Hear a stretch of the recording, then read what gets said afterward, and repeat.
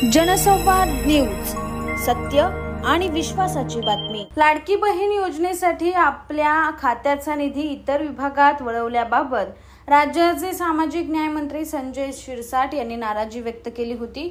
या वक्तव्यानंतर बदलापुरात शिरसाट यांनी पुन्हा आपल्या मनातील खदखद व्यक्त केली।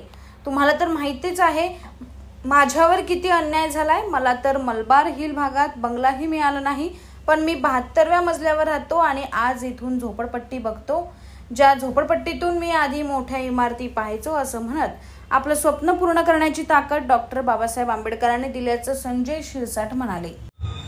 मी उदाहरण म्हणून तुम्हाला मुद्दाम सांगतो, तुम्ही आले होते माझा बंगला पाहायला, मला आताही बंगला भेटलेला नाहीये। लय अन्याय होतो माझ्यावर। मलबार हिलमध्ये बंगला नाहीये, परंतु डोक्यात एखादा विषय गेला तर मी तो सोडत नाही। सकाळचे भोंग्यासारखं नाही का माझं, सकाळचा तो 10 वाजता भोंगा वाजतो तसा नाहीये, तो वेगळा ना संजय शिरसाट वेगळा। अंगावर घ्यायचं तर पूर्णपणे कुणाचा फिकीर करत नाही, म्हणून भाऊ माझा तिथं बंगला नाहीये।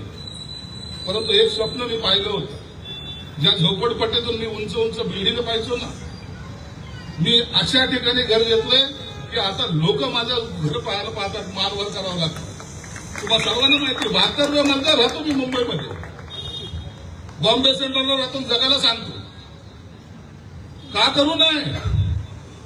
माझ्या बाबासाहेबांनी मला दिलंय, मी अभिमानाने राहील।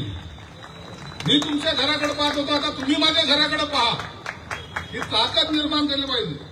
अंबरनाथ पार्लेगांव में खुल चुका है एक ऐसा प्रीमियम रेस्टोरेंट जहां आपको मिलता है डिलीशियस फूड, साथ एक कॉजी इंटीरियर का आनंद। Welcome to noon to moon. हर कॉर्नर आपको अपने एक अलग वर्ल्ड में ले जा सकता है। फैमिली मीटअप्स, गैदरिंग्स या अपने special dinner, non veg to veg, इनके मेन्यू में आपको हर तरह के डिलीशियस मिलते रहेंगे। इसलिए स्पेशल सिंधी डिशेस, जहाँ आपको मिलेगा एक वाइड वेराइटी ऑफ डिशेस, हर एक टेस्ट बर्ड को सॅटिस्फाय कर सके।